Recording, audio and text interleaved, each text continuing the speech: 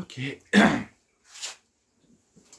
Eh bien bonjour, bonsoir pour cette énième vidéo. Ce soir sur le dragon d'eau, sur les dragons d'eau, parce qu'on va aller voir plusieurs dragons d'eau. C'est pour ça que j'ai mis la tenue de marin, parce qu'on risque de couler ou d'avoir des inondations, on ne sait pas. Parce que justement, on va voir aussi qu'avec les dragons des eaux, dragons de l'eau, si justement on ne comprend pas ce qu'on a à comprendre avec ces énergies-là, qui sont des inconscients bien sûr, hein, les dragons d'eau c'est des inconscients, à transformer en conscience entre guillemets, et que si on ne les comprend pas, eh bien on aura des dégâts des eaux. Voilà, donc si vous avez beaucoup de trucs chez vous et beaucoup de dégâts des eaux, c'est que vous avez des problèmes avec l'élément eau.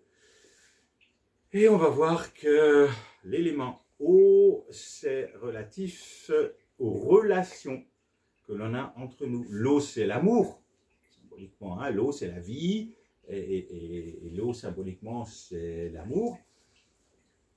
Et donc, l'amour nous emmène tout de suite aux relations que l'on a avec nous, avec les autres, et avec les objets. Parce que avec les autres, mais aussi avec les objets, hein, ou les événements, ou les situations. Je tiens à cette situation-là, je tiens à cette personne-là, enfin, c'est toutes les relations qu'on a avec tout cela qui est objectivable. Donc les dragons d'eau nous parlent hein, de la déesse des océans, Neptune.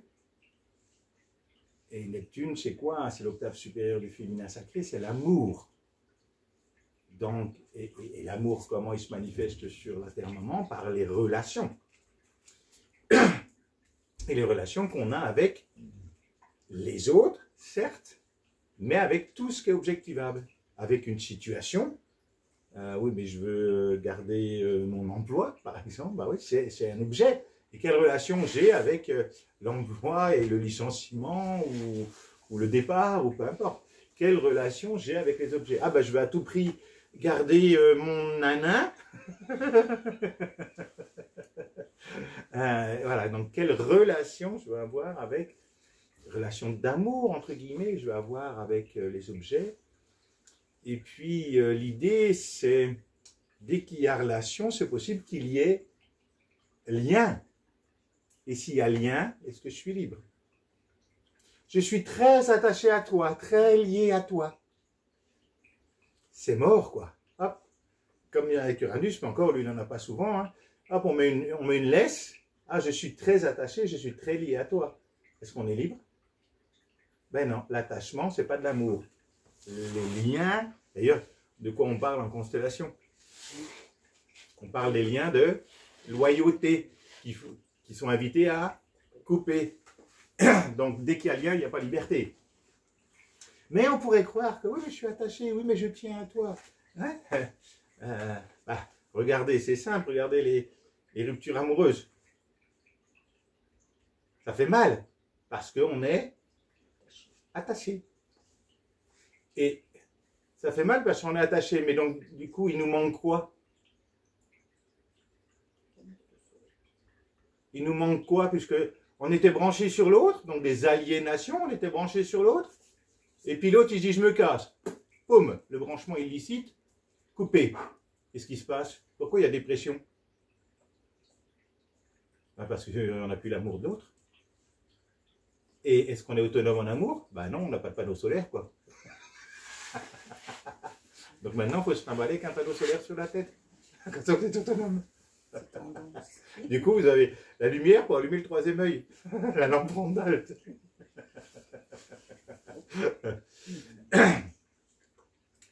Et donc, ben, la rupture amoureuse, elle fait mal parce que j'ai la croyance de ne pas être complet. Et donc, je me branche sur l'autre, donne-moi de l'amour, reconnais-moi, aime-moi. Quand il débranche, oh, vide d'énergie, vide d'amour, dépression. Pour me montrer quoi? Est-ce que tu es autonome dans ton amour propre? D'ailleurs, c'est rigolo, pourquoi on parle d'amour propre? Parce qu'il doit y avoir de l'amour sale, de l'amour volé aux autres. Et on passe à peu près notre temps dans les relations à faire quoi? À voler de l'amour aux autres. De l'amour, de la reconnaissance. On passe à peu près notre temps à nous dire, est-ce que tu m'aimes? C'est pas dit. Mais voilà. Puis après, il y a tous les jeux de vis qui sont pour manipuler, pour avoir l'amour de l'autre. Et là, on est très très doué. Hein?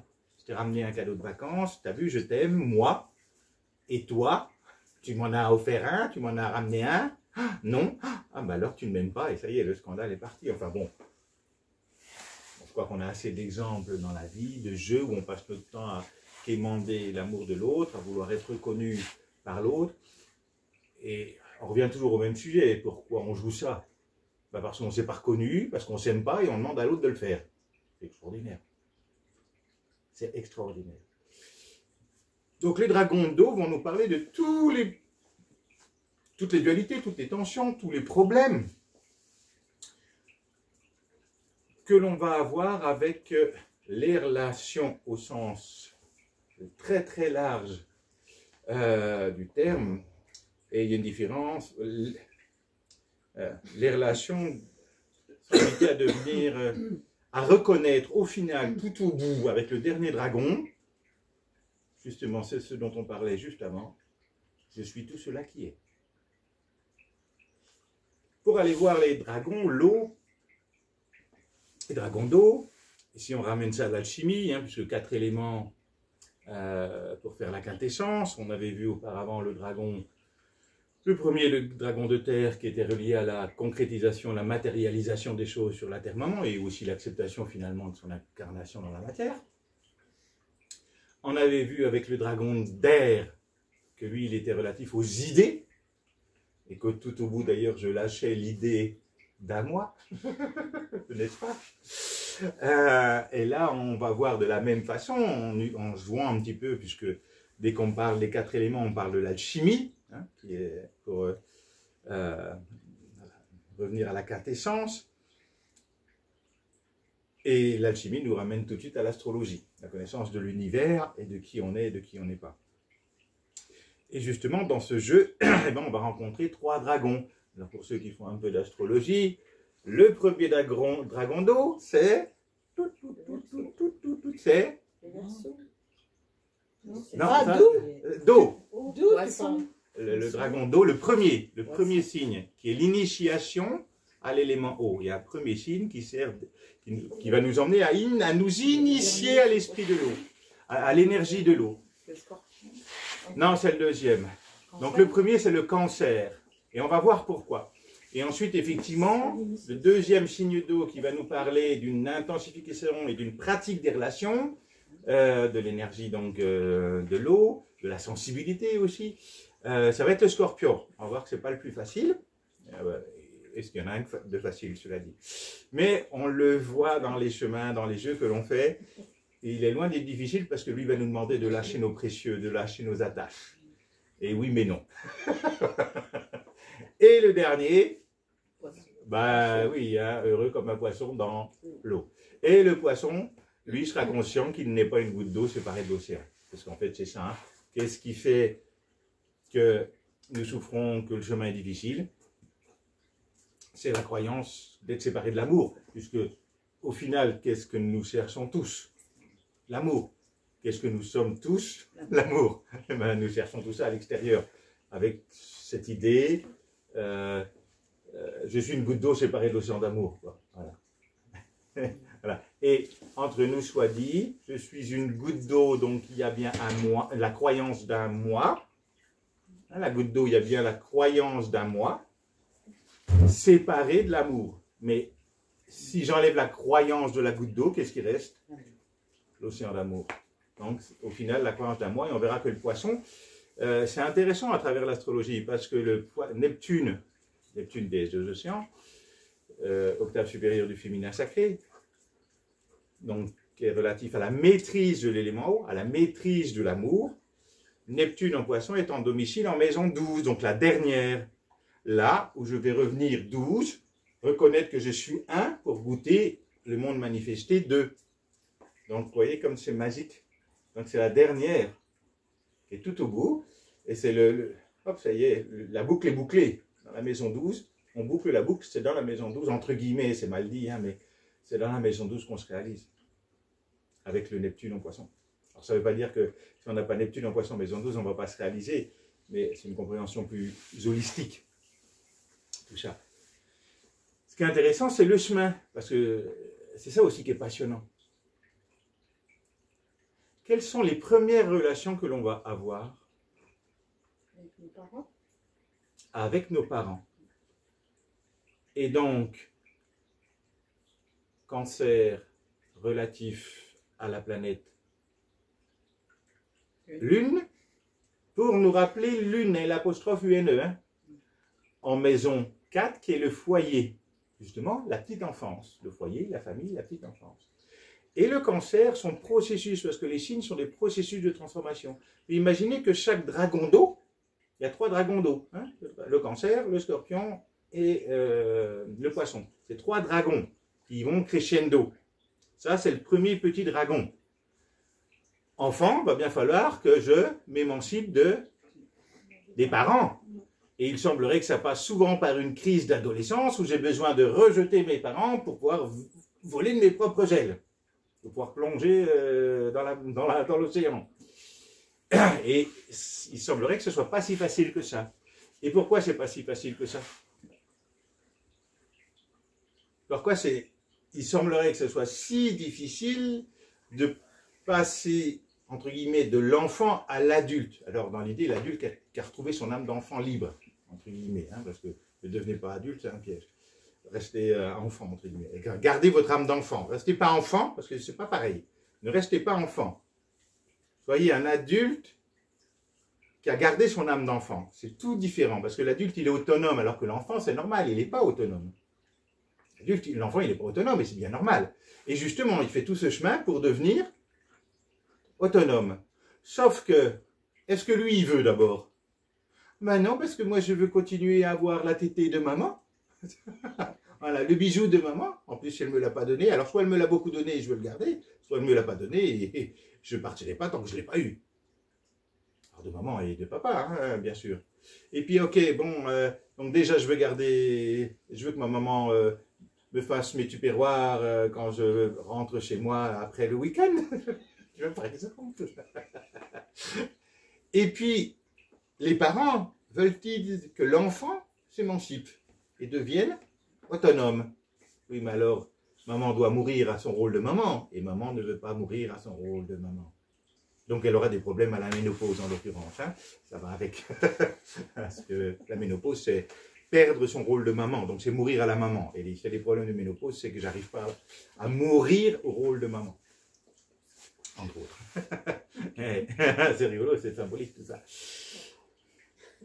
Donc, l'enfant, il aimerait bien s'émanciper, mais il veut continuer à avoir la carte bleue, les tupperwares et de maman ou de papa. Et puis les parents ne veulent pas forcément lâcher l'enfant. Parce qu'au départ, il y a bien une relation parent-enfant. Et tout doucement, on apprend l'enfant à grandir, à s'émanciper. Et puis justement, les parents, ils font quoi?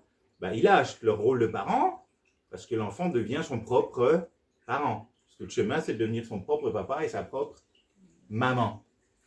Donc normalement, ça fait ça. Sauf que quand maman et papa veulent rester papa et maman et que l'enfant veut rester enfant, ben ça fait ça toute la vie.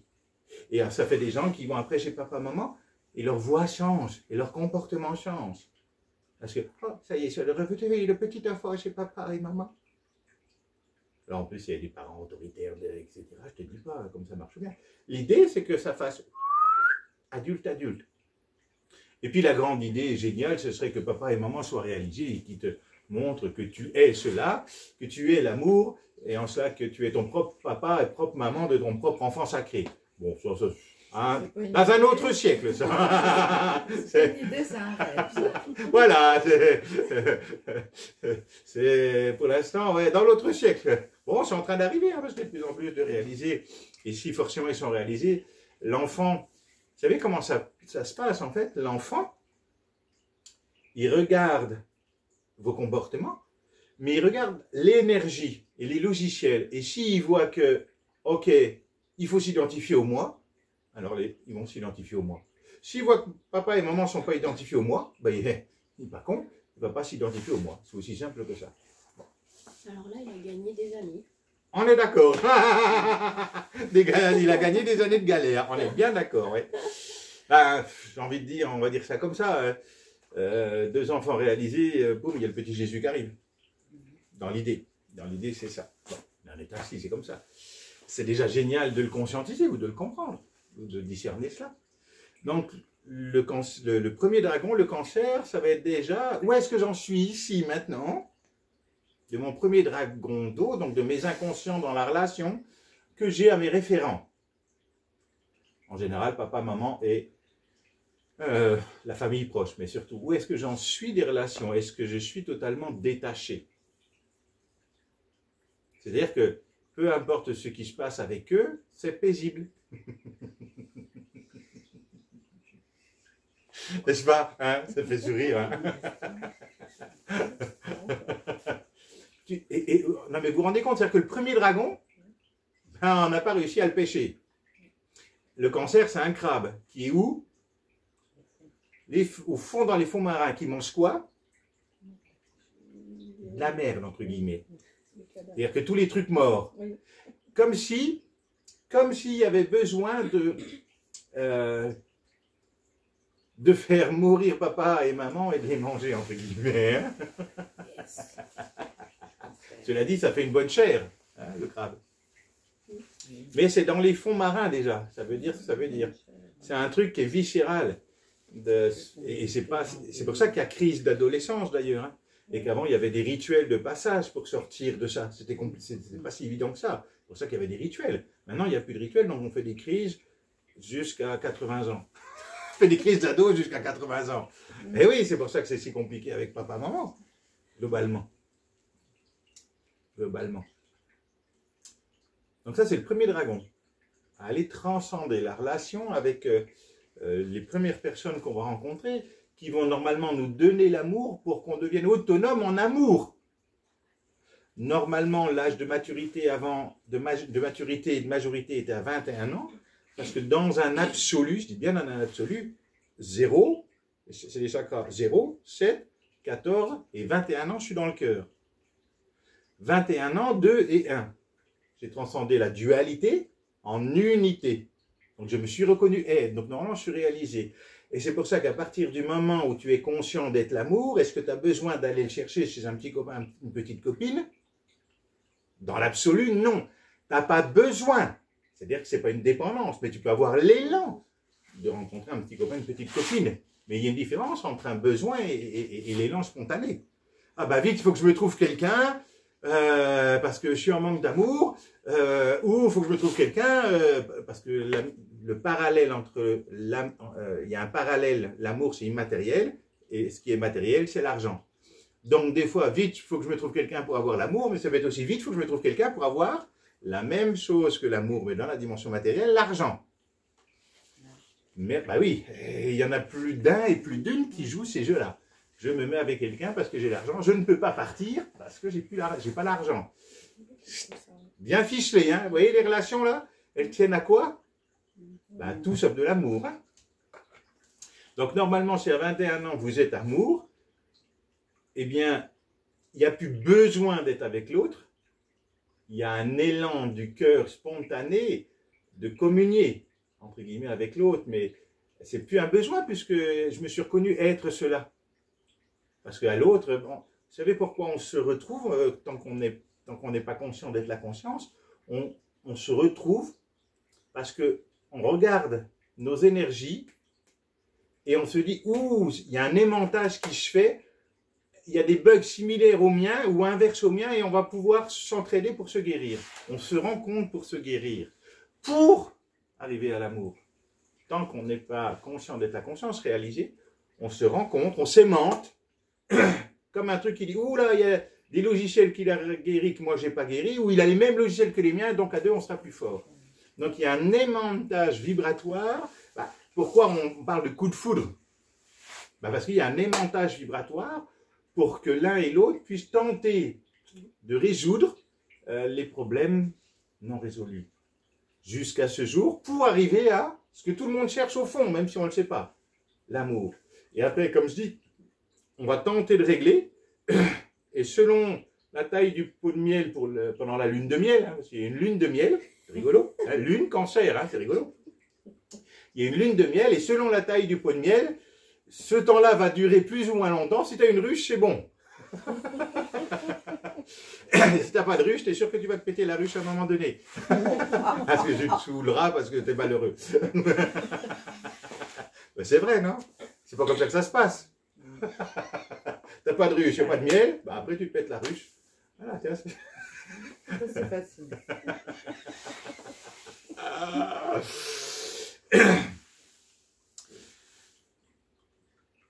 C'est intéressant d'observer et de conscientiser tout ça. Ce chemin de discernement, de compréhension, et je trouve toujours passionnant parce qu'il devient tellement évident. Il devient tellement évident. Donc ça, première étape, premier dragon. Bon, on partira au tambour tout à l'heure, voyage au tambour, pour voir si c'est bien en paix avec papa et maman. C'est pas gagné, hein. Donc déjà, on n'est pas prêt d'aller attaquer les autres dragons, hein, tu vois, on est au premier niveau. Le cancer, je vous rappelle, c'est l'initiation à l'élément eau. Donc en fait, tout le monde en boit canard, hein. Et encore avec les brassards. De là, je m'émancipe de papa et maman des références. Ça y est, je suis devenu autonome. Ouf, alléluia. Et là, on va continuer. Là, deuxième élément d'eau, comme tout le temps, c'est pratique intensive. On va intensifier la pratique. Et oui, puisque à partir du moment où tu découvres quelque chose, si tu veux le faire de mieux en mieux, etc., bah, il n'y a pas. Il va falloir y revenir 100 fois sur le métier, remets-toi à l'ouvrage. Hein, voilà. Donc, c'est intéressant, l'énergie du scorpion, hein, deuxième dragon d'eau, lui, c'est un processus de transformation qui nous permet de passer de l'attachement au détachement. Mais de l'attachement au détachement avec tout.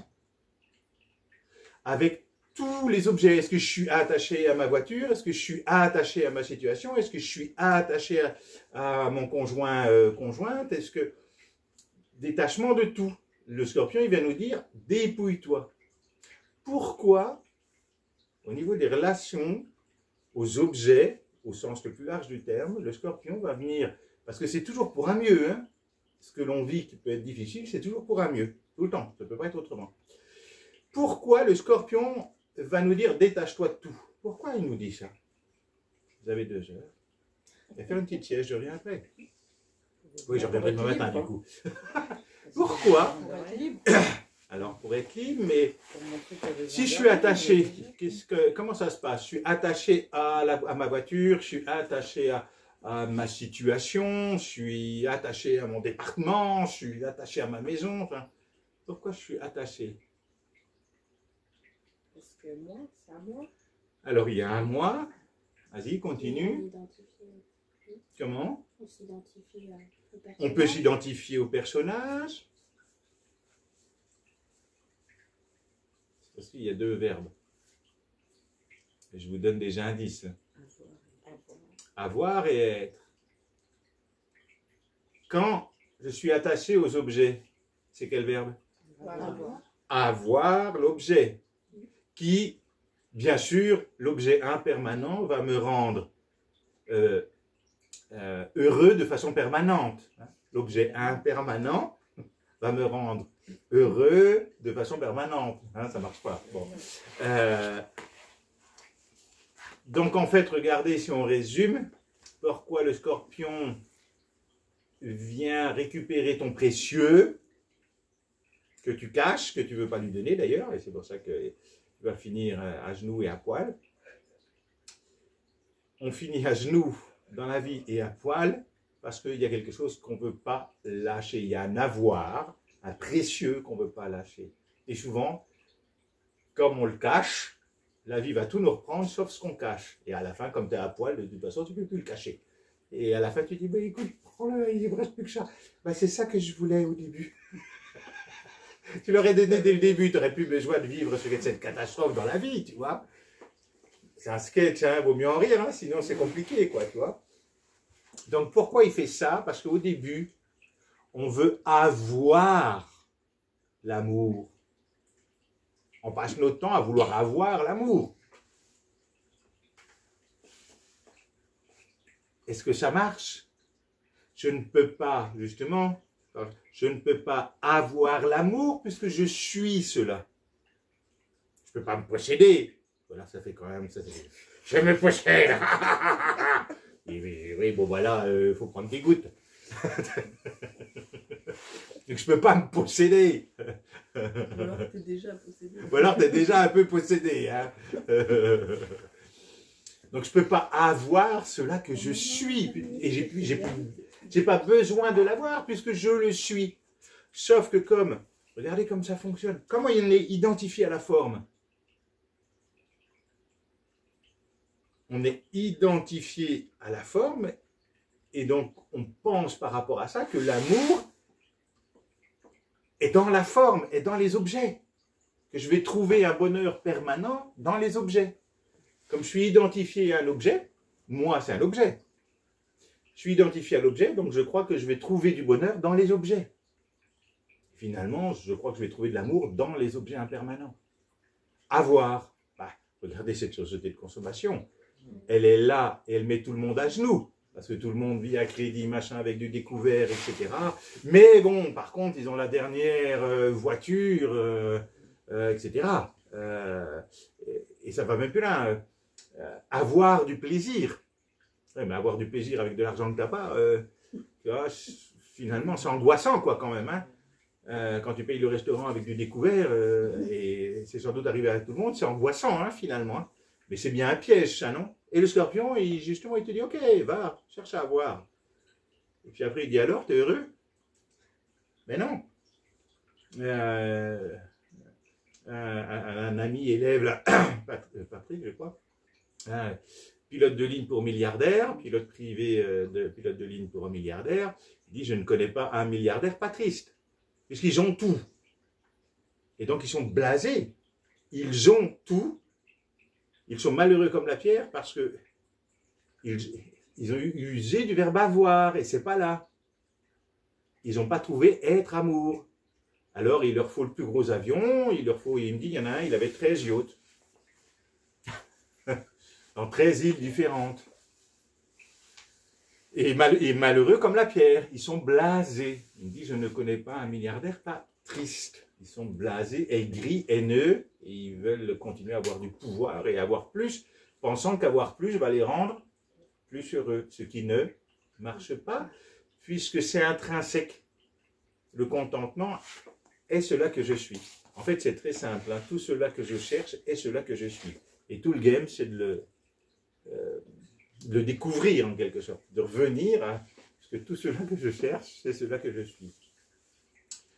Donc le scorpion, justement, c'est un processus de transformation qui nous parle d'attachement, détachement, pour passer du verbe avoir au verbe être. Parce qu'avec le verbe avoir, ça ne marche pas.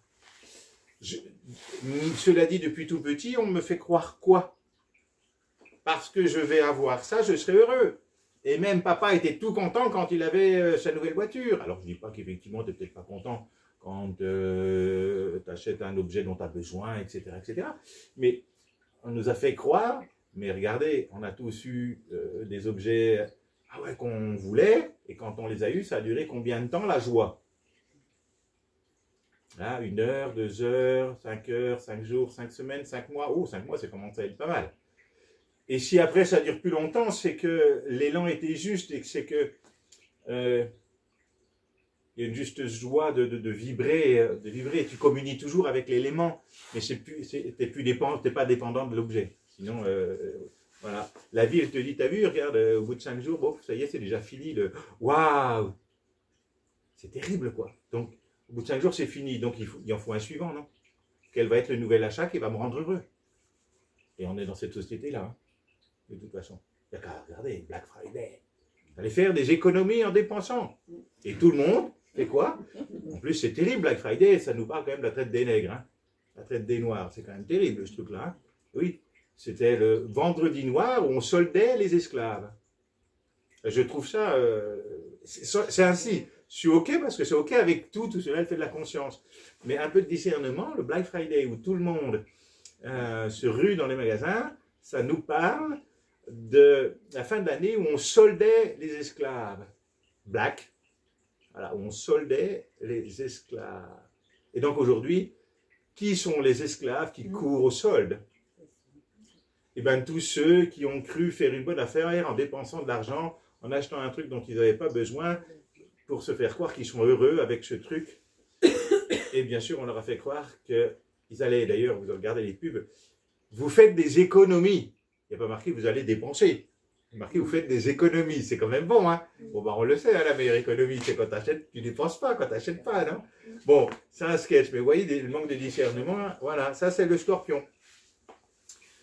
Ça c'est le scorpion, puis après, il dit, bah, on mène tout ça à la ressourcerie ou à la brocante, etc., pour te faire 3 sous pour rembourser ton découvert. C'est le jeu. Et le découvert sert à ça. Et tous les problèmes qu'on a avec l'argent, puisque l'argent et l'amour, c'est la même chose. C'est la même énergie, l'une est immatérielle, l'autre est matérielle. J'ai pu observer des gens que j'accompagne sur le chemin, ils commencent à peu près tous avec du découvert. Et plus ça va, moins ils ont besoin d'un apport extérieur pour être heureux. Et donc moins ils dépensent, ils comblent leur découvert et après ils mettent de l'argent de côté. Et je vous prie de croire, il y a plus d'un élève qui m'a dit ouais, c'est dingue parce que maintenant j'ai plus besoin d'acheter pour être heureux. Donc en fait j'ai de l'argent sur mon compte. C'était jamais arrivé. Et parce qu'avant je suis malheureux, donc je crois que je vais pouvoir être heureux. Hein. Donc vous voyez, le dragon d'eau là, il est pas mal celui-là. Parce qu'il est l'attachement-détachement sur tout ce qui est objectivable. Y compris le petit copain, la petite copine, etc., etc. Le chat, le chien, le cheval, etc. Détachement. Et rien que là, ce dragon, il occupe, non? Est-ce que je peux être totalement détaché? Et le plus grand détachement, tiens d'ailleurs, serait quoi? C'est rigolo, ça sonne bien comme ça. Hein? Le plus grand détachement serait quoi? A priori, parce que c'est vrai que ça dépend des personnes, mais quand même, globalement, c'est viscéral. Donc, le premier détachement, le plus gros détachement serait quoi? Oui. Détaché du moi. Oui, du moi, oui. Donc, mourir au moi. Et donc, l'autre qui va avec, qui n'est pas loin. Donc, le plus gros attachement, c'est l'attachement au moi. Donc, le scorpion, d'ailleurs, relatif à Pluton. Hein. Pluton, la planète Pluton, c'est du desktop. Hein. C'est la dissolution de la croyance d'un moi. Ce n'est pas la dissolution du moi, c'est la dissolution de la croyance d'un moi. Mais de la même chose. Donc, c'est mourir au moi. Et l'autre qui n'est pas très loin. Le mental. Ça va avec, parce que moi, mental, c'est la même chose. C'est de mourir à la forme, tout simplement. Est-ce que je peux être en paix avec mourir maintenant? Bon, on vous attendra, vous ferez ça demain. Oui. J'ai pas forcément envie là de faire le 18. J'ai 1, 2, 3, j'ai 10 morts chez moi. Voilà, on sort la secte et tout, là, c'est mort. Et oui, ça va avec quelque part. Mourir au moi et mourir à la forme, c'est à peu près pareil. Si vous pouvez être totalement en paix avec mourir à la forme, à l'organisme, c'est que vous êtes prêt à mourir au moi. Et vice-versa. Est-ce que ça peut être en paix si là, poum, je meurs? Et si c'est ok, en fait, si j'ai pas peur de mourir, alors je vis. Si j'ai peur de mourir, alors je suis en mode survie. Parce que, du coup, je suis obligé de me battre, non? Si j'ai peur de mourir, entre guillemets, j'ai peur de vivre.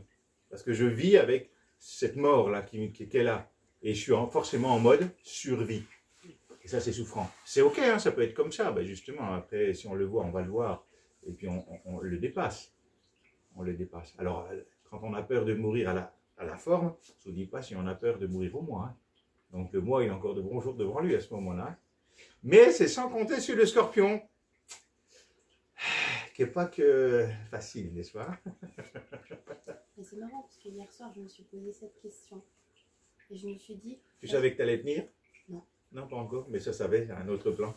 Ah oui. Et je me suis dit, mais en fait, oui, il y a une partie de moi qui voudrait me faire croire que c'est pas maintenant, que j'ai pas assez vécu de choses, mais je peux le voir d'une autre façon aussi, quoi. Et, alors tu peux le voir d'une autre façon, parce que cela que la forme, l'objet peut mourir, mais cela que tu es éternel. C'est-à-dire que la mort, elle est que dans ce packaging là. Voilà. Donc tu peux changer de... Tu vois, c'est comme si c'était du riz là. Tu vois, non, voilà, tu meurs au sachet et de toute façon, ça, ok, il y en a un autre. La vie que je suis, alors là je parle même pas de la forme, de l'organisme. La vie que je suis, donc cela qui est, l'unité, est immortelle. Donc cela que je suis est éternel. Mais rien que de se le dire ça, de se le dire en essayant de le goûter, je suis éternel ou je suis l'éternel, pas en parlant d'un moi, en parlant de ce qui sous-tend toute vie. Je suis éternel, je suis l'éternel. Eh bien, ça vous lâche tout de suite l'horloge, non?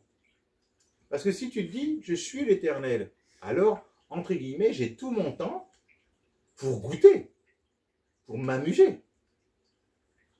Parce que ce qui n'est pas fait là, c'est pas grave, ça ferait sur un autre jeu, entre guillemets, sur un autre game, mais même ça, enfin, peu importe, on s'en fout, parce que je sais qu'à un moment donné, moi, il y a ça qui a émergé, mais il n'y a pas urgence, je suis éternel.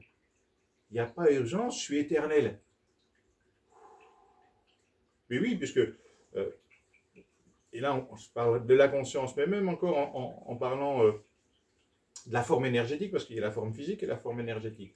La forme énergétique, il y a eu des vies avant, il y a ici, et il y a des vies, ça continue après. Donc c'est éternel. Donc ça ne s'arrête pas. Et la conscience, elle non plus, n'a pas la conscience, la vie, l'univers, la source, etc., est sans début et sans fin, n'a pas de début, n'a pas de fin. L'un, l'unité, est incréé. Ça a toujours été. On ne cherche pas à comprendre, c'est mort. Et donc, en cela, la vie qui s'amuse à se manifester dans le multiple qu'est la forme, à travers le corps physique, qu'on va rendre à la Terre-Maman, c'est le véhicule. Mais quand on meurt à la forme, on se déboîte et reste des corps subtils, corps énergétiques, qui continuent le chemin. Ce qui fait qu'on peut discuter avec les aïeux sans aucun souci, il suffit d'avoir leur 06. Et avec tous ceux qui sont sur d'autres plans, puisque la vie s'amuse, la vie non manifestée, il n'y a rien, s'amuse à se manifester, et encore on parle que d'ici, s'amuse à se manifester dans le multiple, tout ce qui est objectivable, et multiplant, c'est-à-dire sur différents plans. Et combien de fois, moi, j'ai discuté avec mes grands-parents qui m'ont dit des choses que moi, je ne savais pas, et j'ai pu demander après à mes parents si c'était vrai ou pas, et c'était vrai. Donc, en plus, j'ai pu vérifier. Puis après, tu n'as plus besoin de vérifier. Donc, vu de l'un que je suis, parce que je ne peux pas être autre chose, s'il n'y a qu'un, je suis la manifestation de ce un. Je ne peux pas être autre chose que cela. Et c'est là, il n'y a pas de moi. Et si je suis donc la manifestation de l'un sans début, sans fin, éternel, alors forcément je suis éternel. Mais pas éternel dans cette forme-là. On sait très bien que cette forme-là, elle est conditionnée à un début, une fin. Mais dans cette forme-là, dans ce véhicule-là, comme votre voiture, là, il semblerait qu'elle a un début, une fin. Et bien vous, c'est pareil. Mais dans cette forme-là, dans cette forme-là, et juste, alors, il y a peut-être l'entendre et tenter de le comprendre, mais après, c'est de le vivre. Je suis éternel ou je suis l'éternel. Vous le mettez en mantra et vous voyez ce que ça fait au bout de quelques jours. Je suis éternel, je suis l'éternel. Moi, quand il y a ça qui a émergé, mais j'ai jamais eu peur, merci la vie, hein, j'ai jamais eu peur de la mort. Je sais pas pourquoi. Mais c'était ok. Ouais, ça c'est un truc, j'ai jamais eu peur de la mort, c'est ok. Je ne vois pas et je ne voyais pas où était le problème. Bon, cela dit, bien sûr, si je suis en haut de la falaise et puis que je me casse la gueule, je vais m'accrocher. Je ne vais pas dire « Ah, cool, ça y est !» Comme tu dis, on n'est pas pressé parce qu'il y a peut-être encore à s'amuser. Mais ça a toujours été de façon intrinsèque, je ne sais pas pourquoi. Hein. Ok. Et puis, il y a un certain temps, c'est plus quand vous regardez, c'était Espace-Temps, hein, une centaine d'années, on va dire, elle crée une tension, parce qu'il vite, Vite, il faut que j'atteigne quelque chose. Vite, il faut que je fasse. Vite, il faut que je profite. Vite, il faut que... Hein, puis vite. Et en fait, on brûle, on consume. Et donc, on court. On se demande après quoi d'ailleurs. On court après le bonheur et nous sommes le bonheur. Donc après, du coup, tu fais plus de footing. Tu cours plus. Parce que tu as compris que tu étais le bonheur. Le jour où tu es le bonheur, tu fais plus de trekking. Hein. Coucou Amandine. T'arrêtes de courir parce que tu sais que tu l'es et puis tu es sur place, ça suffit.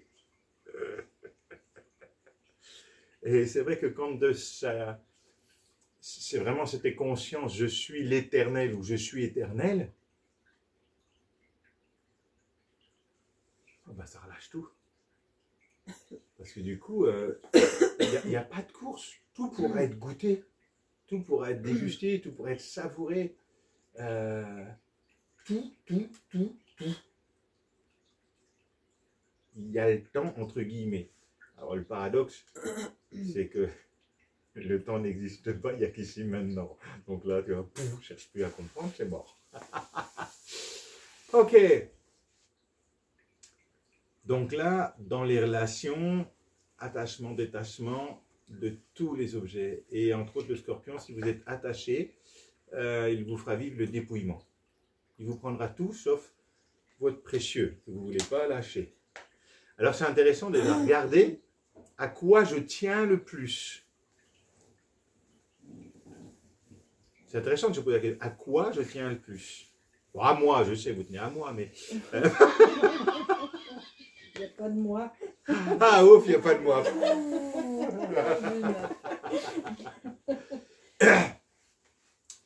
Regardez à quoi vous tenez le plus et regardez quels sont les attachements par rapport à ça. Parce que forcément, la règle c'est qu'il n'y en a pas, mais maintenant imaginez que la vie vous le reprend ce à quoi vous tenez le plus. En termes d'objets Tout ce qui est objectivable au sens le plus large du terme, choses et personnes. Voilà. Qui va souffrir? Et il faut, j'entends, je nie pas la souffrance humaine, entre guillemets. Voilà, j'entends et compassion. Mais, et c'est ok, c'est parce qu'il y a encore croyance d'un moi qui tient à, et je peux tout à fait le comprendre, humainement parlant. Mais, suis-je un humain? Ou suis-je tout court, n'est-ce pas? Donc, regardez ce à quoi vous tenez le plus. Alors, bien sûr, humainement, une fois de plus, on peut conscientiser un certain nombre de choses. Mais si je suis attaché, est-ce que j'arriverai à faire le deuil? Jamais. Et donc, je souffrirai toujours. Le but, c'est quoi? C'est de souffrir ou de discerner pour arriver là où ça ne souffre plus.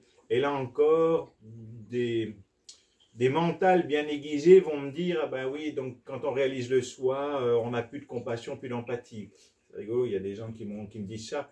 Donc, ils ne savent pas ce que c'est, mais ils ont une idée de ce que ça pourrait être. Et c'est rigolo. Non, mais les gens, ils sont très drôles. C'est l'amour, forcément la compassion et l'empathie. Voilà, mais c'est très drôle, la mentale qui croit ça, qui a une idée de ce que c'est que la réalisation de soi, qui dit non, non, non, non, moi je reste là parce qu'après... Et ça ne veut pas dire que si tu es détaché, il n'y a pas de compassion et pas d'amour. C'est juste encore des croyances égotiques, mais il en est ainsi, c'est pas grave. Mais tout ça, c'est encore le moi qui tient pour ne pas lâcher. Hein. C'est très drôle. Je tiens à moi. Je tiens à moi.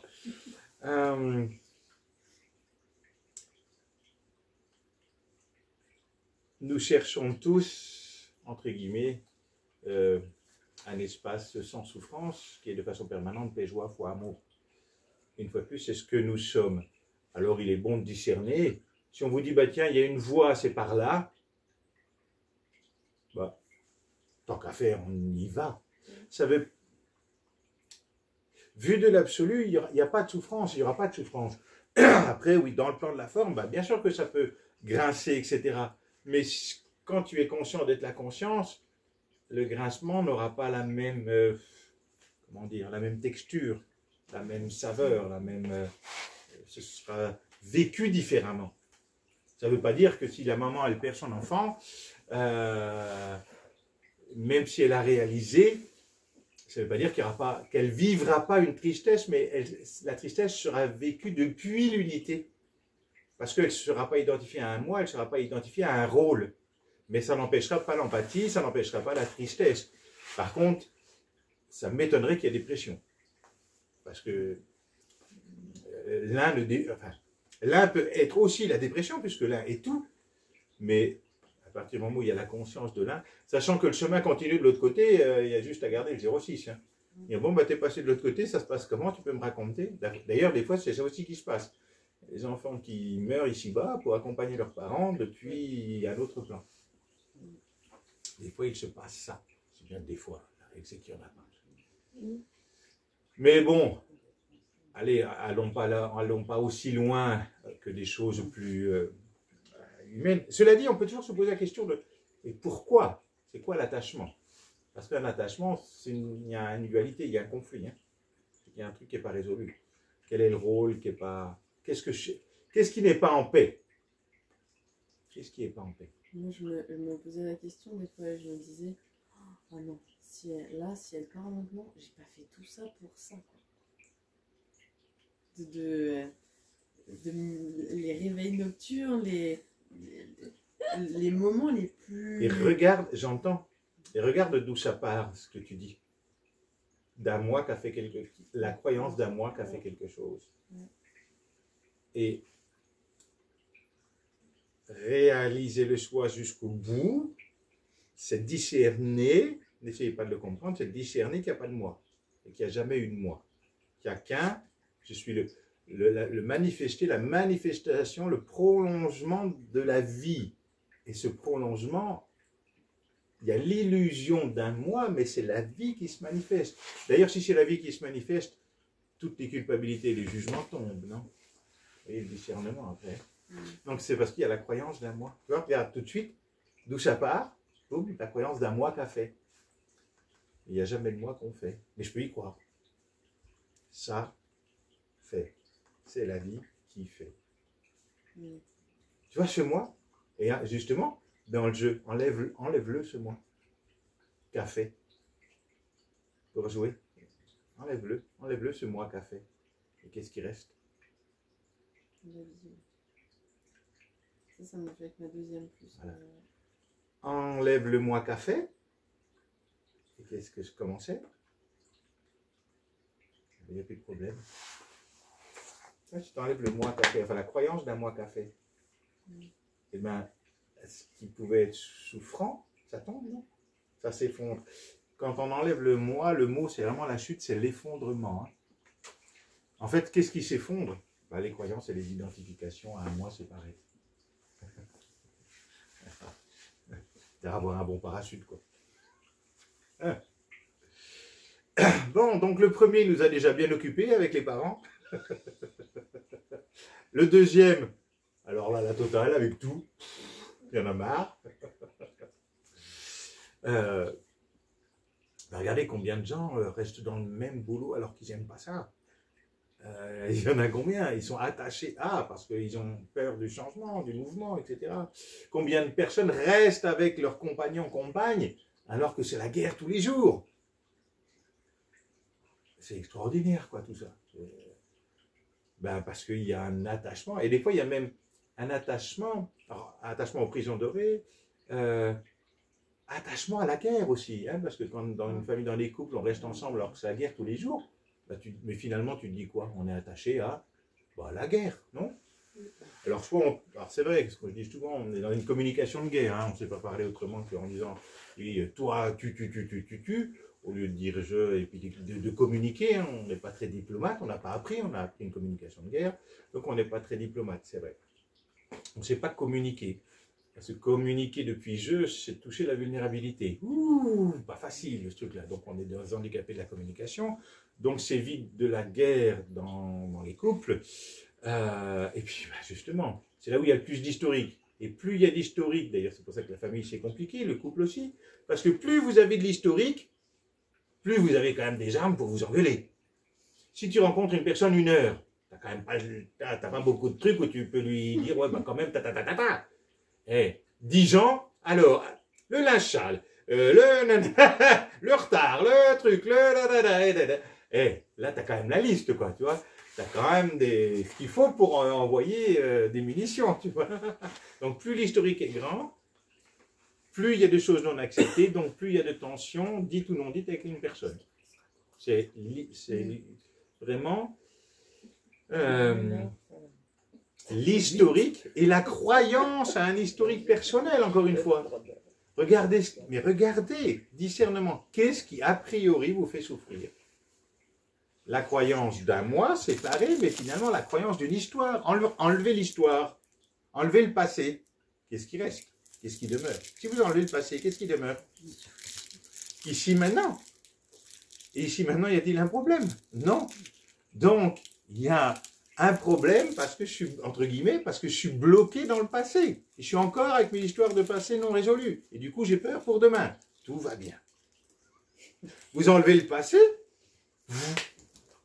ici maintenant.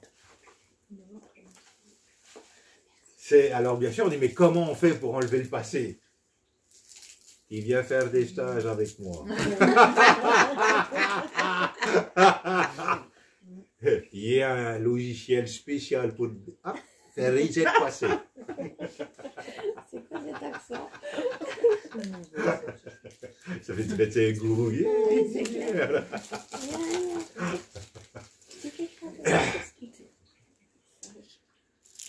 Bref, on n'a fait que 2 dragons, hein. Sur 3, hein. Déjà là, on est déjà à 58 vies. 58 karmas. C'est play again, play again, play again, play again. Le troisième, il est plus en temps,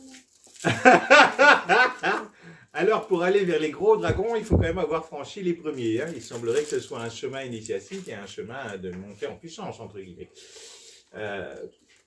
Parce qu'entre nous soit dit, on le sait, les replays, si j'ai pas réussi à résoudre enfin, si l'enfant n'a pas réussi à s'émanciper de papa-maman, ben, je ne sais pas, le petit garçon, il va tomber sur une compagne qui va être sa maman.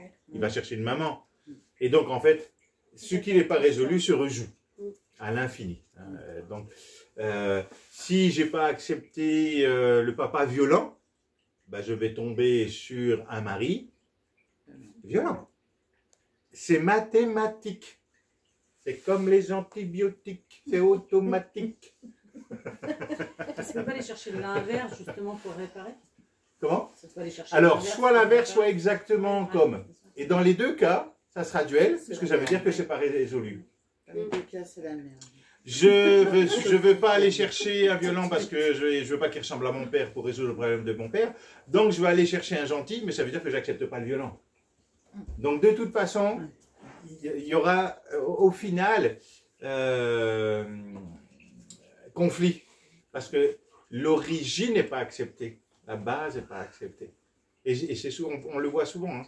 C'est des bipolarités. Soit on fait exactement comme ou exactement l'inverse. Ou on trouve la voie du milieu parce qu'on a accepté que ça a été comme ça. Si c'est accepté, alors, ok, voie du milieu. Si c'est pas accepté, boum, c'est le Y. Le Y de la langue fourchue du serpent. Hein, voilà. Qui fait que, hop, de 1, c'est pas accepté, alors 2. Et là, forcément, la vie va faire en sorte qu'à un moment donné, faut revenir là. D'une façon ou d'une autre, c'est là que ça reviendra. Hein. Pourquoi c'est là que ça reviendra? Parce que regardez, ici, est-ce qu'il y a une tension?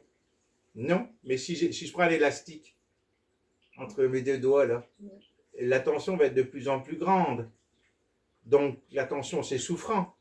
Donc, la vie fera en sorte que ça revienne au centre. Ces tensions-là, c'est comme des fréquences aussi. Hein? Fréquences bipolaires, en haut, en bas. D'un côté, de l'autre. C'est la même chose, l'élastique. Et pour qu'il n'y ait plus de tension, revenir au centre.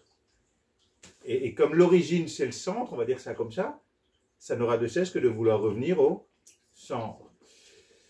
Pourquoi parfois, quand des gens viennent faire des stages, ça vrille ou ça pète des câbles? Ça arrive.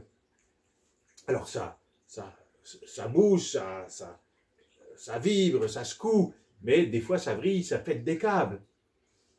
Parce que ici, enfin, l'accompagnant, il est censé être centré ou à peu près centré. Bon, il est un peu bon, il est bizarre, mais bon, à peu près.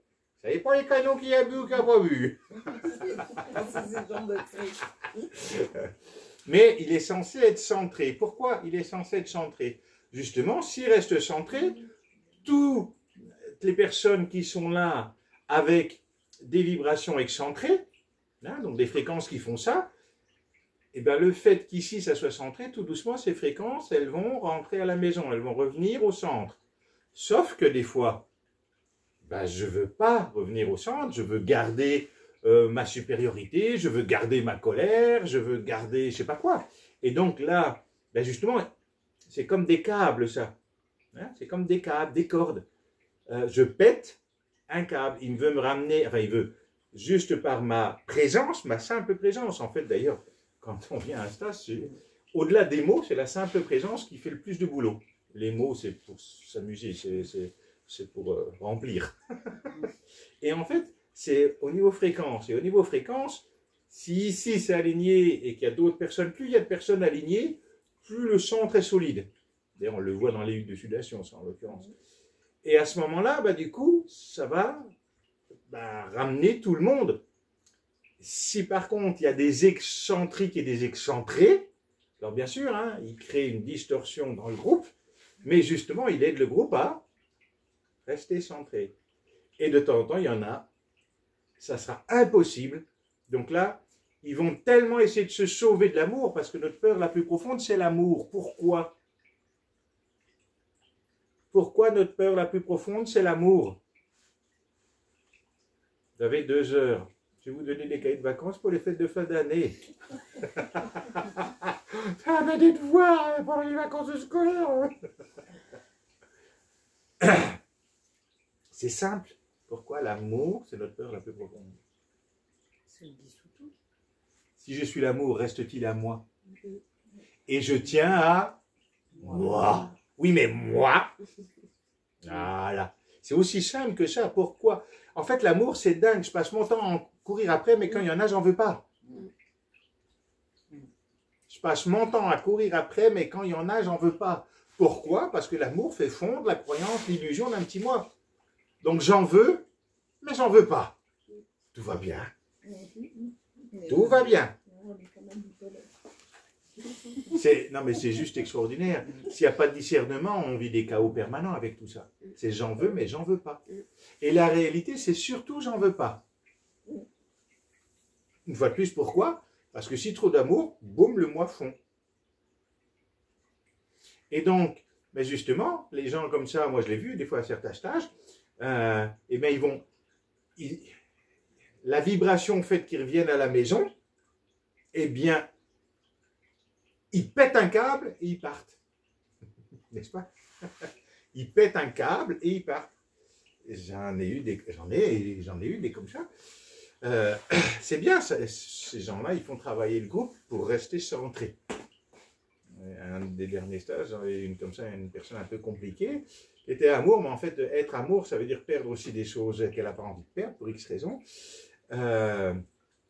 Et après, elle est partie un peu en cacahuète, elle a demandé beaucoup d'énergie au groupe, et le groupe, ça a été l'entraînement du groupe. Le groupe est resté centré toute la semaine, merveilleusement. Et j'ai dit, waouh! Et justement, j'ai laissé faire, parce que j'aurais pu à un moment donné dire, maintenant stop, dès le départ. Non, j'ai laissé faire, et ça a fait travailler le groupe qui a été obligé de se rester centré toute la semaine et qui a tenu bon. Ça a été un super entraînement d'ailleurs, j'ai dit bravo, félicitations. Ils ont réussi à rester centrés toute la semaine, alors qu'on avait un électron libre qui fuyait l'amour.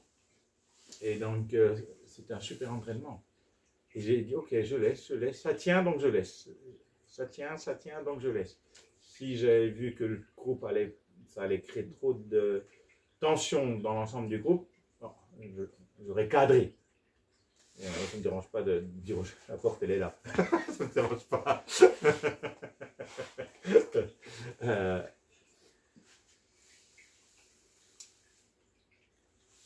Ok. Et finalement, on est déjà en train de parler, sans s'en apercevoir, du troisième dragon, du gros dragon d'eau, qui est justement le poisson, et Neptune en poisson, maison 12. Et là, la maîtrise de l'élément eau, la maîtrise de la relation. Maîtrise de la relation, ben, à partir du moment où tu sais que tu es tout cela qui est, ben, tout est ok en fait. C'est ok qu'entre guillemets, alors, dans l'absolu, tout est amour, mais encore dans le plan manifesté, on va dire ça comme ça, ben, c'est ok que j'ai de l'affinité avec toi, c'est ok que j'ai moins d'affinité avec toi. Tout est ok en fait. Puisque tout, je suis tout cela qui est. Le rouge, le bleu, le noir, le violet, etc. Je suis tout cela qui est. Alors, bah, parce que j'ai au niveau de la forme, on a plus ou moins, on va dire, des tendances. Et donc, il semblerait qu'on ait plus d'affinité peut-être avec l'un avec l'autre, parce que c'est des longueurs d'onde aussi. Mais je vais le dire autrement. Il y a une non-animosité. Et l'amour, c'est « Ah, je t'aime bien hein, », l'amour humain. « Ah, je t'aime bien » avec un bisou comme ça. Et là, c'est une forme de non-animosité. Vu que tout est reconnu comme étant l'un, il n'y a pas d'animosité. Et après, bah, il semblerait plus ou moins normal, entre guillemets, qu'on ait dans le relationnel des affinités avec certaines personnes. Parce qu'il y a des choses qui nous plaisent en commun, ou c'est aussi simple que ça. Donc le poisson, justement, il va découvrir, c'est le poisson qui cherche de l'eau dans l'océan, quoi. Et justement, le poisson, il devient conscient qu'il est l'océan d'amour. Justement, reconnaître qu'il n'y a qu'un. Et qu'il est cela. Et là, la difficulté du poisson, ça fait les gens hypersensibles, entre autres. Les gens très hypersensibles, très éponges, d'ailleurs, le côté hypersensible sert à quoi? À accueillir l'amour, à éponger l'amour. Mais quand on est hypersensible avec encore un moi, si plus ça va, plus tu es. Tu es éponge, entre guillemets, mais encore avec un moi, hein, comme pour accueillir l'amour. Et si tu éponges du yin et du yang. Donc tu éponges tout cela qui est. Il n'y a pas de problème puisque tu es tout cela. Sauf que quand il y a encore un moi, il dit « Je veux bien l'amour, mais je ne veux pas de toute la noirceur des gens. » J'en parle dans les écrits que j'ai faits, les hypersensibles qui se positionnent en victime et qui disent « Mais moi je suis dans l'amour inconditionnel et je souffre de tous ces gens qui sont dans la guerre. » Et oui, ça c'est encore un bel ego spirituel. C'est un magnifique ego spirituel, hein, et les hypersensibles qui se positionnent souvent en victime d'ailleurs. Il faut savoir que dans le triangle dramatique, la victime c'est la plus vicieuse de toutes. Moi je suis amour et je souffre de toute votre noirceur. Rien que là déjà, waouh! Bonsoir l'ego spirituel et l'identification à un moi qui serait déjà amour. Mais si je suis amour, je suis le yin et yang, je suis tout cela qui est. Alors il n'y a plus de soucis. Ah ben pourtant, ça fonctionne comme le mental, attraction-répulsion. Je veux bien de ce qui est doux et agréable, mais je ne veux pas de ce qui semblerait, vu d'un mental, souffrant. Donc il y a un truc qui ne fonctionne pas, non? Ici, c'est hypersensible, hein? Ben, c'est ok qu'il y ait l'ombre et la lumière. C'est ok qu'il y ait l'ombre et la lumière. Et donc ça n'empêche pas de fonctionner avec cette hypersensibilité. Et je pense qu'en côté hypersensible, je pense que je suis pas mal dans le curseur. Hein. Au niveau ressenti, j'ai un grand nez, c'est pire que Pinocchio. Je ressens tout. Ce qui, effectivement, peut être... C'est cool. Le poisson est comme ça, hein, l'énergie du poisson est comme ça. Hein. C'est une éponge, c'est Bob l'éponge. Ça ressent tout. Mais tout. Ce qui n'est pas forcément vu quand il reste un petit mois et vu du plan de la forme, forcément agréable. Ou même quand on ressent tout par rapport aux gens ou beaucoup de choses, ben là encore, ça t'oblige justement à enlever le moi total. Parce que sinon, il y a encore critique. Et c'est parfait.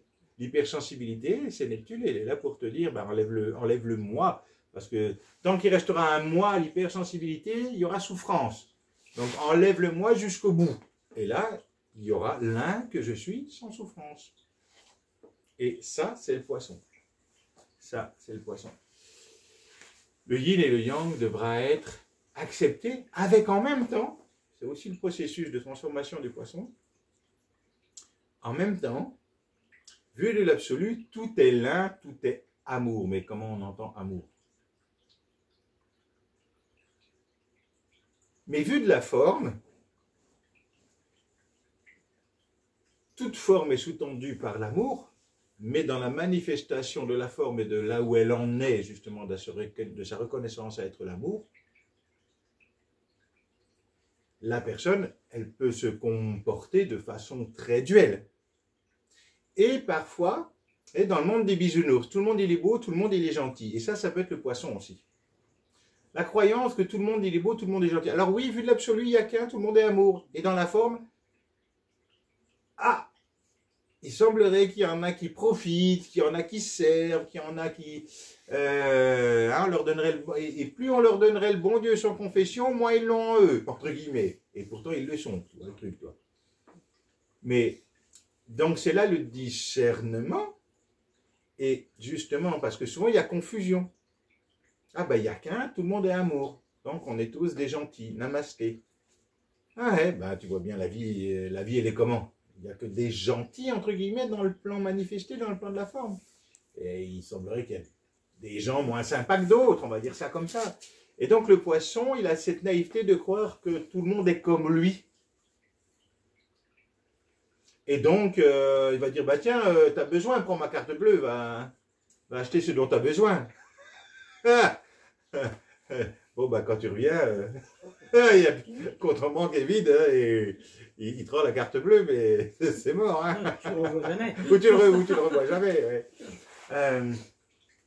Et ben ça, c'est vraiment le poisson. Ben, avec, bon, pareil, on va retrouver un petit peu juste la planète qui est à côté, Uranus. L'enfant un peu autiste, naïf, un peu innocent et naïf, qui, effectivement, vu de l'absolu, il n'y a qu'un. Tout n'est qu'amour. Si vous conscientisez que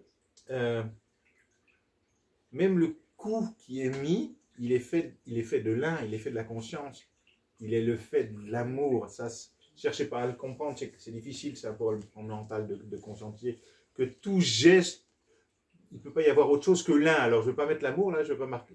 Je veux dire, il ne peut pas y avoir autre chose que l'un. Donc tout est le fait de l'un. C'est juste que ce qui va être souffrant, c'est que ça va être cru vrai. Parce que c'est qu'un film, hein, c'est que des hologrammes auxquels on croit. Hein, c'est tellement bien fait qu'on y croit. Mais tout a existé et rien n'a existé. Hein, voilà. Et on arrive là avec le poisson. Tout existe et rien n'existe à la fois, en même temps. Tout est et rien n'est. Quand tu reviens là, c'est vide. Et c'est plein. Alors c'est vide ou c'est plein? Ben, c'est vide et plein à la fois. Mais oui, c'est normal parce que c'est les paires d'opposés qui se... Il n'y a qu'un. Le yin-yang, il y a bien des deux côtés. Et je suis tout cela qui est. Et là, justement, avec le poisson, d'ailleurs, les trois transpersonnels, c'est intéressant. Là encore, l'astrologie, même pour expliquer la réalisation du soi. Vous avez le scorpion, c'est Pluton, c'est une planète transpersonnelle pour transcender la personne. Donc là, c'est clair. Et Neptune, c'est une planète transpersonnelle pour transcender la personne aussi. Ces deux, enfin, il y en a trois avec Uranus, deux transpersonnels qui sont là, c'est des énergies pour transcender les personnes. Qui vont aider à nous libérer de la croyance d'un moi. Ces planètes-là, si elles vibrent assez fort en vous et que vous êtes fort dans le mental, vous finissez en psychiatrie. C'est aussi simple que ça, parce que ces planètes-là branchées sur un mental, c'est impossible. Ça part en cacahuète. j'ai envie de dire, quelque part, ces trois transpersonnels ne peuvent être branchés que sur le cœur. C'est plus une compréhension, c'est un vécu. Tu vis et tu sais. Et ces transpersonnels-là, elles fonctionnent qu'avec je vis et je sais. Elles ne fonctionnent pas avec je, entre guillemets, avec je comprends. Une fois de plus, il y a tout un tas de choses, le mental limité, qui fonctionne avec les 7 autres planètes personnelles en énergie, fonctionne avec le plan duel. C'est les 7 planètes personnelles d'ailleurs. Et après, il y a 3 planètes transpersonnelles. Comme je dis souvent, le game, tu as 7 planètes. Pour dire, t'as vu? T'es là, il y a un mois. Puis après, t'en as 3 autres qui arrivent, ils laissent tomber, c'était pour rire, il n'y a personne. Et là, il faudrait quand même pas les connaître. Et d'ailleurs, regardez, dans l'astrologie, on finit par quelle planète au bout, hein, de 1 à 12. Et bien la dernière, donc c'est 12, c'est Neptune. En 11, on a Uranus, avec le Verseau. En 8, on a Pluton. Donc elles sont vers la fin, elles ne sont pas au début, hein, celles-là. Pour nous dire, allez, voilà, arrêtez de croire qu'il y a un mois. Donc le poisson nous emmène à découvrir qu'on est l'eau, en fait. On va dire ça comme ça. Et qu'il n'y a que l'eau et que tout est l'eau. Qu'il n'y a qu'un et qu'à la fois l'eau est des milliards de bulles dans l'océan. Vous voyez ce que je veux dire? À la fois, il n'y a qu'un, et ce un, c'est des milliards de gouttes d'eau. Ou autrement dit, c'est des milliards de molécules d'H2O. Et tout ça ne fait qu'un, et à la fois, c'est des milliards de molécules.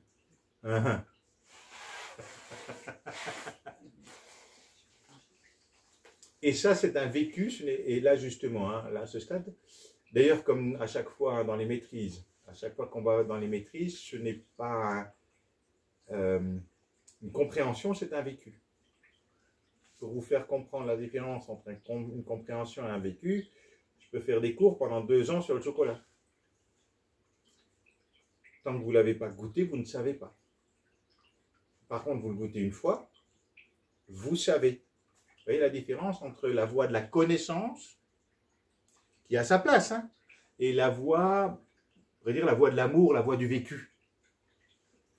Il y a la voie de la connaissance, oui, chocolat, c'est fait de telle molécule, bidule, et puis il y en a qui vont être, telle espèce, telle variété, qui vont pousser à tel endroit, c'est comme le vin, et ils vont avoir un peu plus de ceci, un peu plus de cela, un peu moins de goût, un peu blablabla, plus d'amertume, etc. Ok, je peux avoir toute la connaissance sur le chocolat, c'est pas mal. Mais si j'en ai jamais goûté, je ne sais pas ce que c'est que le chocolat. Je peux tout bien comprendre sur la réalisation du soi, et si je ne l'ai jamais vécu, ben je ne sais pas ce que c'est. J'ai qu'une idée de ce que ça pourrait être. Imaginez, vous faites 2 ans de formation sur le chocolat, et on ne mange pas de chocolat. Vous allez avoir plein d'idées sur le chocolat. C'est ce qui se passe exactement. Ça va être aussi les bugs du poisson. Parce que Neptune, c'est Madame Illusion, c'est Madame Brouillard. Toutes les croyances que je vais avoir à propos de l'éveil et de la réalisation de soi. Ben, 2 ans sur le chocolat, je vais avoir plein d'idées sur le chocolat. Je dis, ah, le chocolat, ça doit être comme ci, ça doit être comme ça, et puis certainement comme ci, puis comme ça, puis après quand on le mange, nanana, et puis il reste ça, et puis... Et là, c'est quoi en fait? J'affabule, quoi. J'imagine, je projette de ce que ça pourrait être, alors que je ne le sais pas. Il est doué le mental quand même, hein. Et en fait, il n'y a que le jour où tu le manges que tu sais. Et ce qui est intéressant, je peux te faire 2 ans de cours, tu ne sais pas ce que c'est que le chocolat. Tu le goûtes une fois, et après tu ne le goûtes plus jamais, mais tu sais à vie ce qu'est le chocolat. C'est intéressant. Donc, on parle, et les deux se mélangent, c'est la voie de la connaissance et la voie de l'amour, la voie du vécu, une autre façon de le dire, la voie de la connaissance, et là, on pourrait dire la voie de la connaissance, la voie de la conscience, la voie de l'amour. Et c'est normal. La voie de la connaissance, ça c'est pour rassurer le plan mental. Et la voie de la conscience, ben, parce que c'est ça qu'on va chercher. Et pourquoi l'une est plus magique, on va dire, que l'autre? Parce que la connaissance est contenu au sein de la conscience. La conscience est le savoir. Donc la connaissance est contenue dans la conscience et l'inverse n'est pas vrai. Ce n'est pas la connaissance qui contient la conscience. C'est la conscience qui contient la connaissance. Et c'est ce que je dis souvent, quand vous êtes justement poisson, vous êtes amour, et là vous êtes artiste, vous êtes arrivé à votre rang d'artiste. Entre guillemets, quand je dis ça, c'est-à-dire que tout ce que vous êtes et ce que vous faites est de l'art, puisque tout est amour. Parce que c'est l'un qui se déploie sans filtre. Je vais vous dire ça autrement.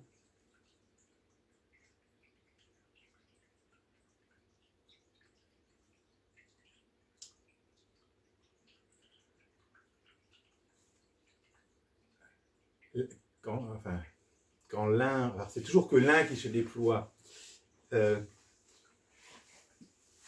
j'ai envie de dire l'un qui est conscient d'être l'amour, quand il se déploie, tout goûte l'amour. J'ai un ami qui a été meilleur ouvrier de France en coiffure, et il me dit, quand je fais un show, pour apprendre aux autres, etc., il dit tout doit être beau. Pas que la coupe. Comment? Mes gestes.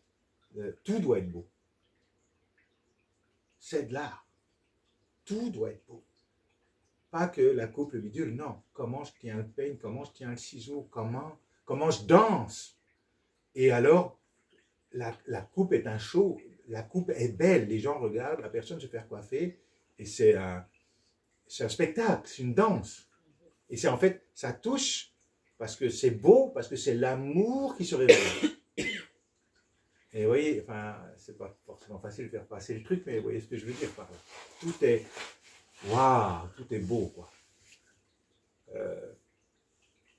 Qui plus est, oui, il y a c'est l'amour qui se reconnaît, donc il y a contemplation.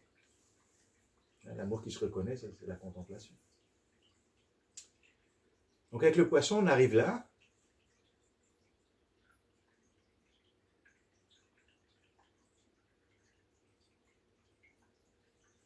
C'est intéressant parce que Neptune en poisson, symboliquement, est féminin dans le sens par rapport à la forme réceptacle. Ça ne veut pas dire que la conscience est féminine.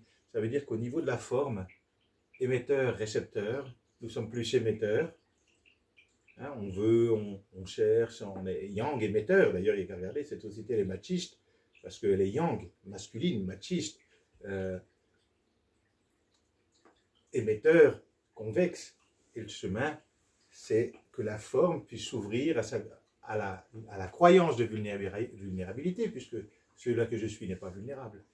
La conscience n'est pas vulnérable, mais la forme peut croire être vulnérable.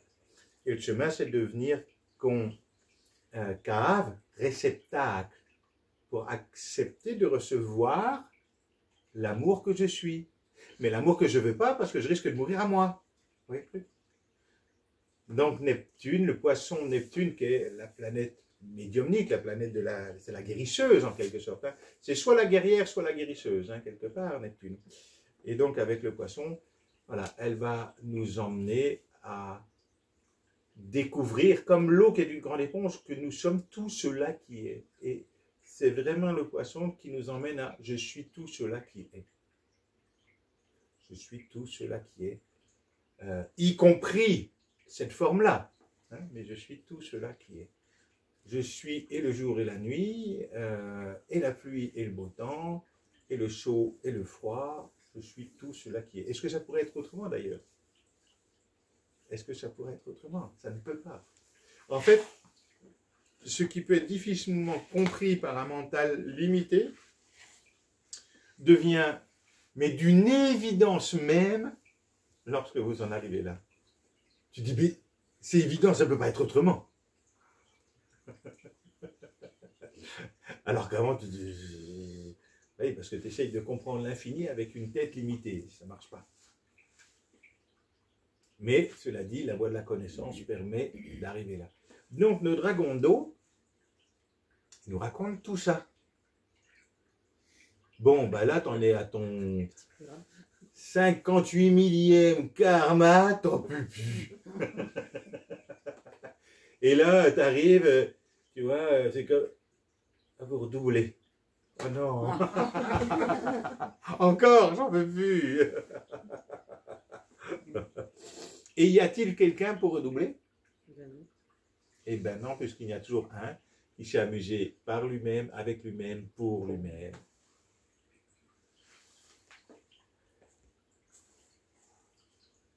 Et voyez ce qui peut aussi créer des tensions dans le corps, puisqu'il n'y en a qu'un. Est-ce qu'un peut ne pas s'aimer? Non. Mais ici, nous, on va être capable de dire, ah, j'aime pas ça. Et donc, à ce moment-là, on est en tension avec l'unité qui est amour et qui aime tout. Et dire, ah oui, mais moi, j'aime pas ça, je rejette ça, j'aime pas ça dans mon corps, etc. Ah ben là, vous vous rendez compte avec l'unité comme je suis en tension. Et le chemin, ça va être, ben, tout est l'unité, je suis cela, donc j'embrasse tout. Mais le moi, est-ce qu'il peut faire ça? Non, parce que le moi, lui, il va comparer. Et ce qui va faire que je ne m'aime pas. Vous voyez les pièges d'un moi?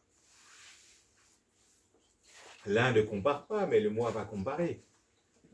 Et pourquoi il va comparer? Parce qu'il faudrait qu'il soit comme ci, comme ça pour être aimé. Vous voyez, à chaque fois, on revient toujours au même endroit. Donc voilà nos 3 dragons.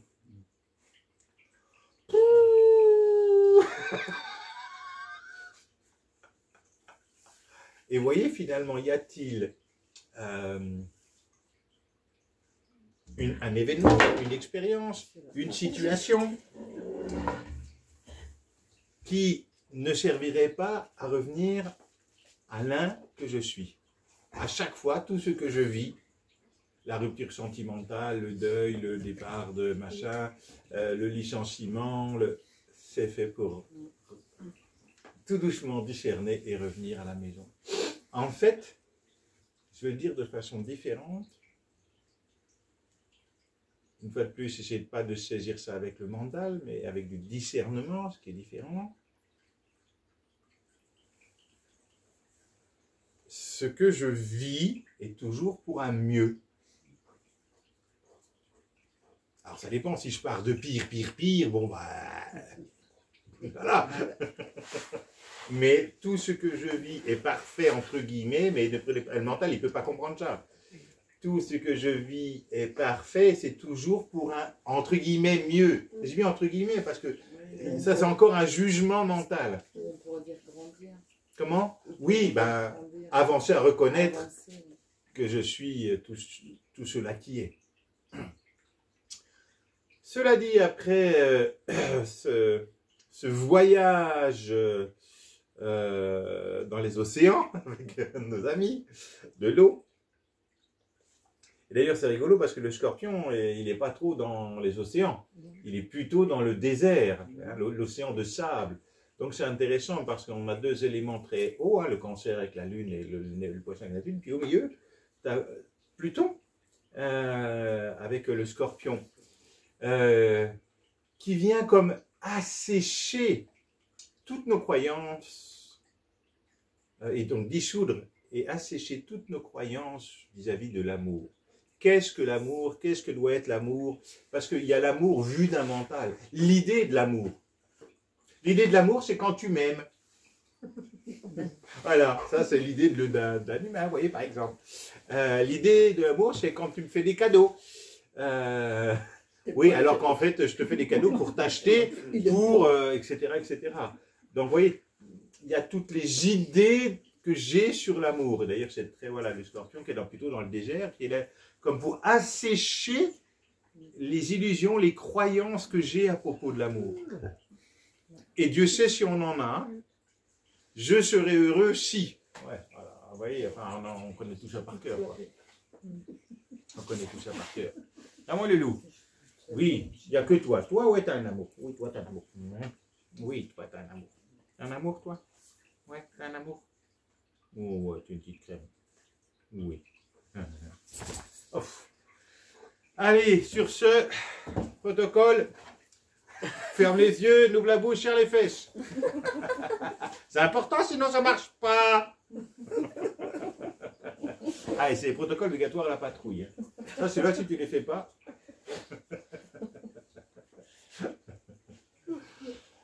Ah, moi, tu au protocole, toi aussi? Allez, de ce fait, on va faire un petit voyage. Et dans l'idée, on va faire un petit voyage en 3 temps. Juste une petite guidance. Le chien, il passe le balai sur la table avec les papillotes. Tout est tombé par terre, tout va bien. Allez, Ranush, tu vas coucher? Allez, tu vas coucher? Ouais. Voilà. Coucher, pas bouger? Super, mon loulou. T'es un champion. Dans l'idée, oui, on va faire un voyage en 3 temps. Cancer, Scorpion, Poisson. Après, je couperai la vidéo, puis on continuera. Comment? On a l'air bien fatigué, je ne sais pas si on va arriver au bout. On a déjà parce que l'air de rien, là, ça fait... et pff, ça... Hein? Ah bah oui. Dans l'océan, là, ça brasse. Hein, ouais. Et chez aussi, vous voyez, parce que ça fait là 1h25, et pour vous qui êtes là, c'est 1h25 de présence. Où justement, en plus, on parle de ça. C'est du satsang, entre guillemets. On sert du dragon pour faire du satsang. C'est rigolo. Il faut s'amuser, c'est innovant. Et j'observe, hein, ouais, il y a déjà... Et justement, bah, du coup, le chemin cancer, scorpion, poisson, va se faire tout seul. Si ça ne se fait pas, je vais avoir un dégât des eaux.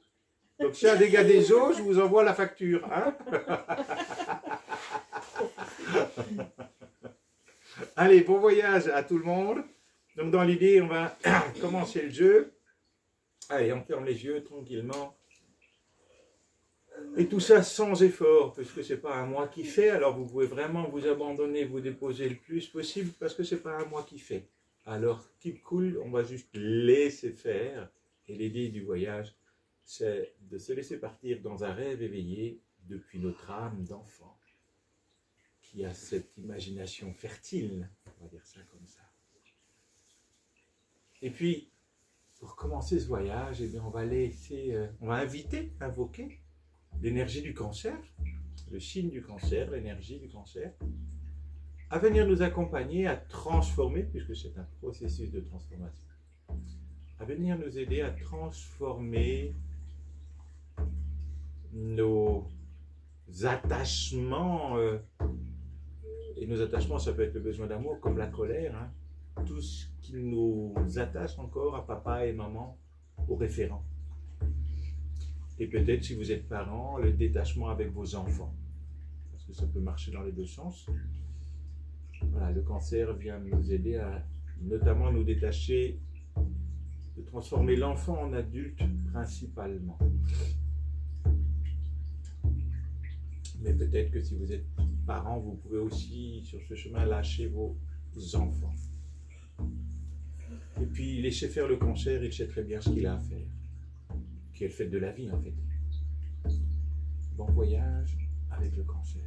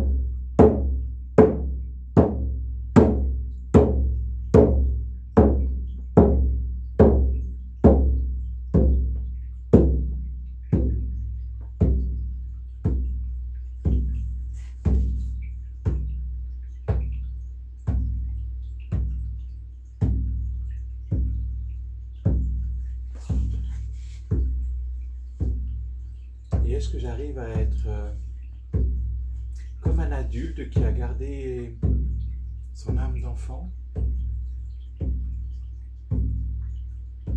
comme un adulte capable de jouer dans la vie.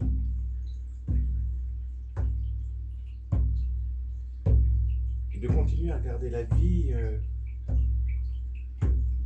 avec émerveillement, découverte, curiosité.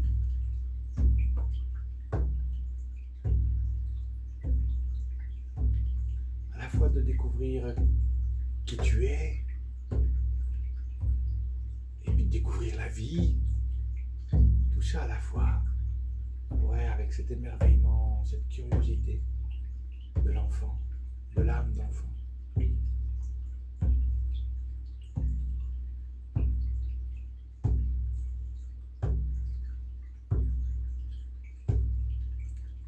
D'ailleurs, on va maintenant continuer, c'est un processus qui continue avec le scorpion, le deuxième dragon d'eau.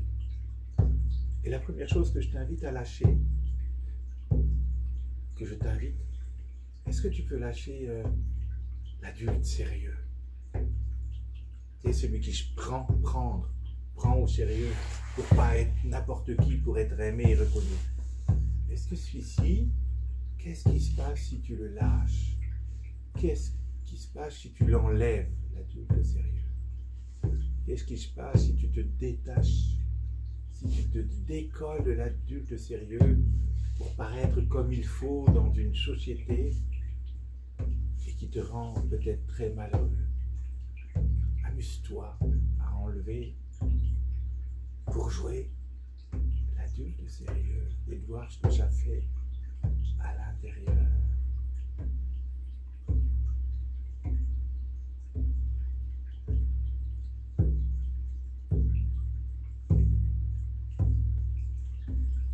Parce que si vous retrouvez tout de suite votre âme d'enfant sans l'adulte sérieux, tous les détachements seront beaucoup plus faciles.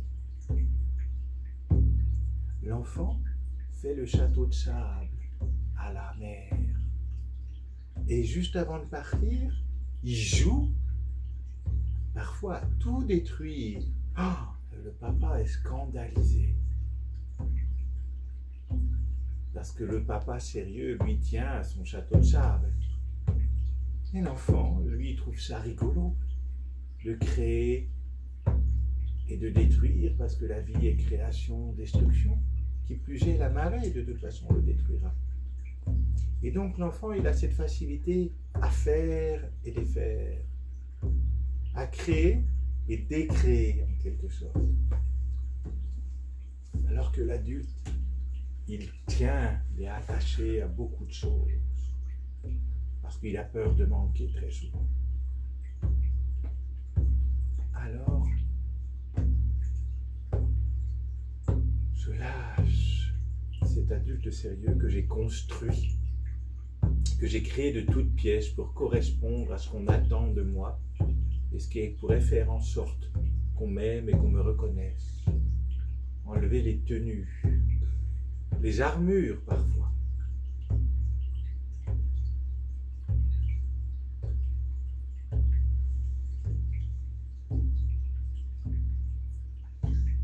Et retrouver cette simplicité d'âme d'enfant qui peut rire de tout. Regardez, les enfants rigolent beaucoup, les adultes si peu. Sérieux, la vie n'est pas là pour rigoler. Eh bien, détachez-vous de tout ce qui vous paraissait important à vos yeux. Et est-ce que vous l'emporterez dans la petite boîte en bois? Si aujourd'hui vous paraissiez important, est-ce que ça sera si important que ça dans la petite boîte en bois? Alors, symboliquement, vous pouvez tout avoir, oui, bien sûr, mais ne vous attachez pas. C'est ok que vous ayez. C'est confortable et c'est agréable, mais ne vous attachez pas. Dans la petite boîte, il n'y aura rien avec vous. Donc, c'est pas bien important aussi. Vous croyez que c'est important? Alors, on peut tout remettre et tout donner au Scorpion. Tous nos précieux et lui dire, écoute, prends tout ce que tu as à prendre, je te donne tout, je ne garde rien.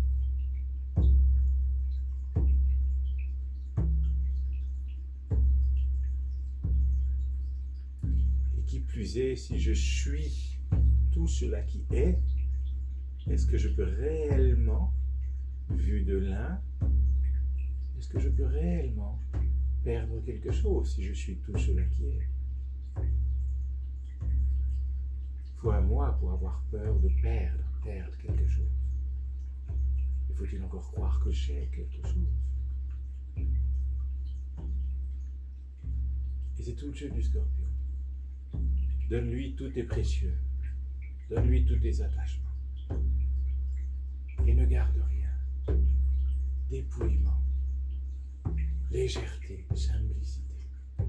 Juste pour jouer, pour voir c'est comment. Quand tu lâches tout.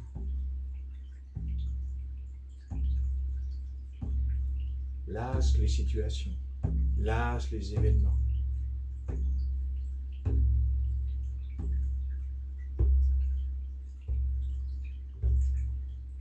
Lâche peut-être aussi les relations toxiques.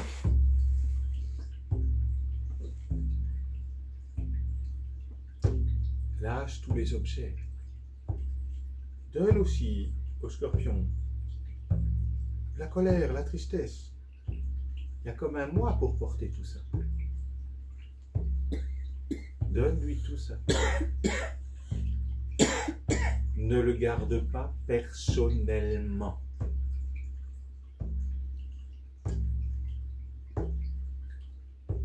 Finalement, fais le vide. Fais le vide. Est-ce que tu as encore besoin de tous ces objets qui t'encombrent?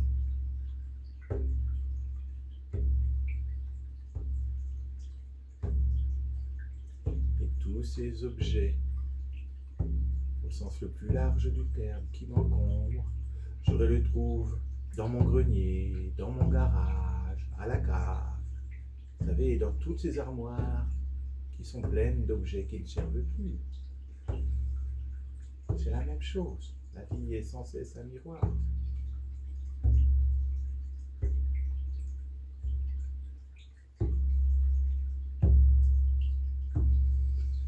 Allégez-vous.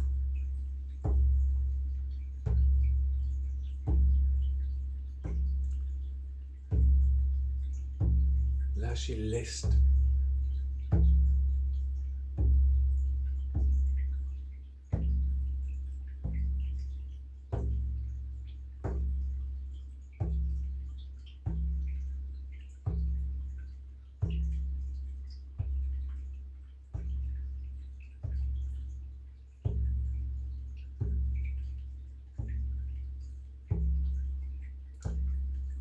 Et regardez.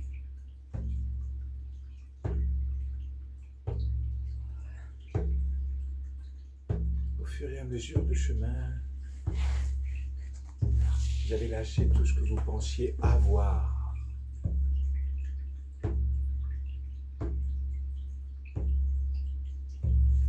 Et comme vous avez lâché tout ce que vous pensiez avoir, tout ce que vous pensiez posséder, qu'est-ce qu'il reste? Qu'est-ce qu'il reste? Si vous enlevez tout l'avoir, toutes les possessions, quand vous arrivez au dragon d'eau qu'est le poisson, comme si vous arriviez de la rivière au fleuve à l'océan, et peut-être même comme une poupée de sel qui se dissout dans l'océan, comme vous avez lâché l'avoir et même la croyance en un moi, qu'est-ce qu'il demeure quand j'ai tout enlevé, quand il n'y a plus rien? Qu'est-ce qui demeure? Qu'est-ce qui demeure?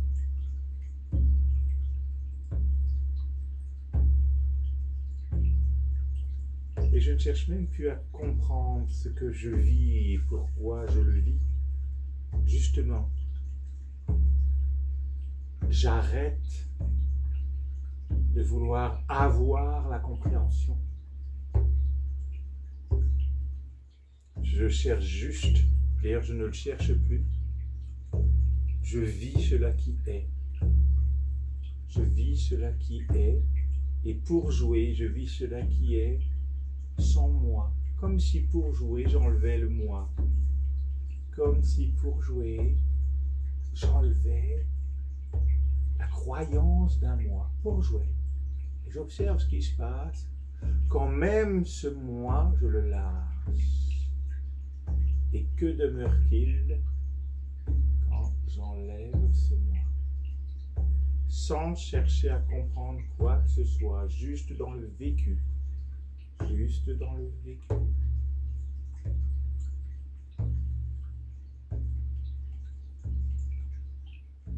Est-ce que je peux découvrir que je suis cet océan de vie, cet océan de paix, cet océan d'amour infini, et qu'il n'y a même plus de mots qu'un immense silence qui contient tout.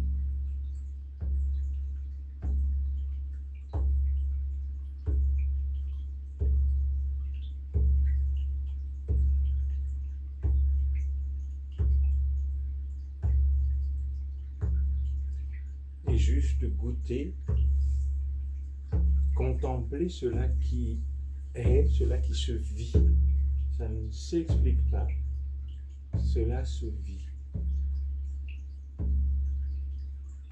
Et laisser le poisson jouer ce qu'il a à jouer, mettre à jour ce qu'il a à mettre à jour.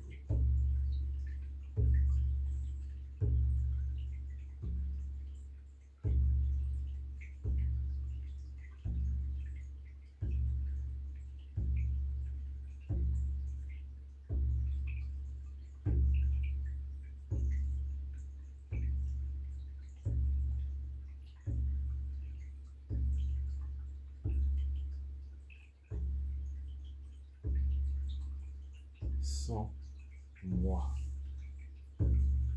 sans la croyance d'un moi. Juste pour jouer, pour voir.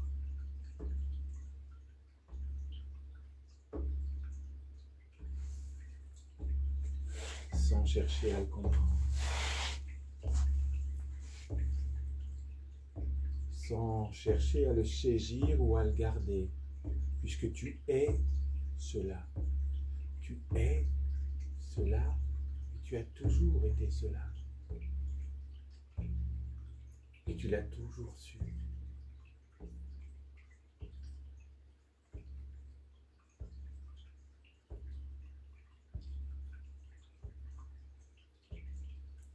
Et je vous invite à profiter à la fin de cette vidéo du silence, de cet ici maintenant, et si vous pouvez de le goûter